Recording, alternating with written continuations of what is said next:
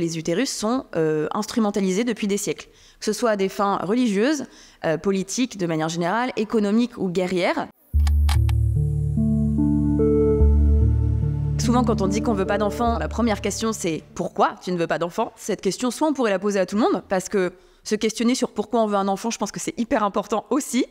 Soit on pourrait foutre la paix à tout le monde aussi et arrêter de poser ces fameux « Pourquoi tu veux un enfant ou tu n'en veux pas ?» Je pense qu'il y a quand même une certaine problématique financière qui font qu'aujourd'hui, avoir un enfant et donc devoir payer une surface plus grande d'appartement quand on habite dans une grande ville, en fait, c'est aussi bête que ça. Mais il y a plein de gens qui peuvent plus se le permettre. L'accès en crèche, il manque quand même plusieurs centaines de milliers de places en crèche pour des nourrissons.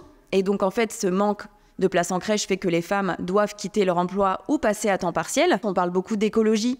Moi, je pense qu'effectivement, c'est pas tant l'écologie, mais plus cette incapacité à se projeter dans l'avenir qui, du coup, fait que si on ne peut pas se projeter pour son propre boulot, sa propre stabilité financière ou sa stabilité en termes de santé mentale, par exemple, je ne vois pas comment on peut se projeter dans le fait de faire famille, en tout cas avec un enfant. Donc voilà, c'est tout un panel qui est difficilement quantifiable, mais en tout cas qui doit être pris en compte quand on a des politiques publiques et des réflexions publiques comme celles qu'on a actuellement avec notre gouvernement, par exemple. Moi, ce que je trouve aussi central dans le fait d'avoir ou non un enfant, c'est le congé paternité. Et ça, bizarrement, le gouvernement en parle très peu.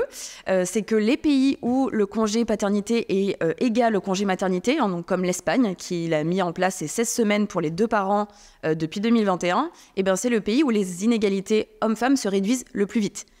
Et à l'inverse, on peut prendre le contre-exemple qui est l'Allemagne. L'Allemagne n'a pas de congé paternité. Et l'Allemagne est un des pays où le taux de fécondité des femmes, notamment les plus diplômées, est le plus bas. Que la plupart des personnes qui ne veulent pas d'enfants le vivent de manière complètement individuelle et intime, voire parfois c'est même pas un sujet, parce qu'en fait, parler de l'absence c'est toujours très compliqué, l'absence de désir.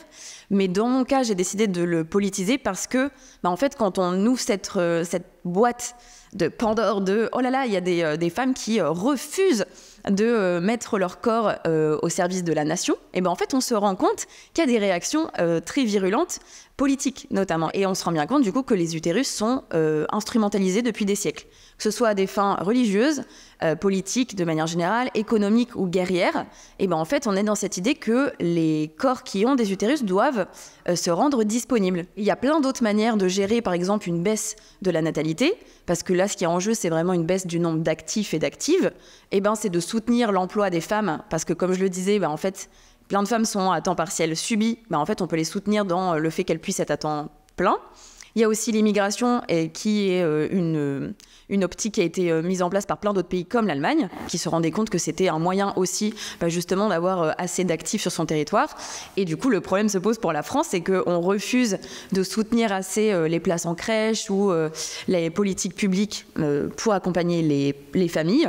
On a fait passer la loi immigration et donc on est vraiment dans une idée très raciste finalement de qui est-ce qui a le droit de faire des enfants et qui est-ce qui n'a pas le droit d'en faire. Il y a plein de choses qui devraient être modifiées pour avoir une société idéale en termes de soutien à la parentalité et à la non-parentalité.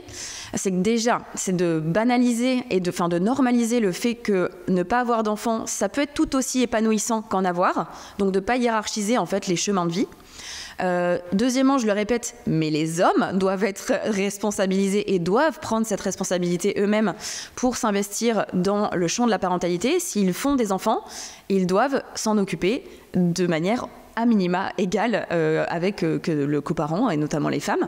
Évidemment, il doit y avoir, je pense, peut-être ce regain de vie en commun, dans le sens où moi j'adore cette phrase de « il faut tout un village pour élever un enfant ». Et même en tant que child free, je ne serais pas contre vivre par exemple dans une communauté ou une grande colocation où il pourrait y avoir des enfants. Et du coup, soutenir à ma manière des parents pour en fait maximiser, avoir de plus en plus d'adultes autour d'un même enfant et du coup répartir la charge mentale qui incombe au fait de s'occuper d'un enfant.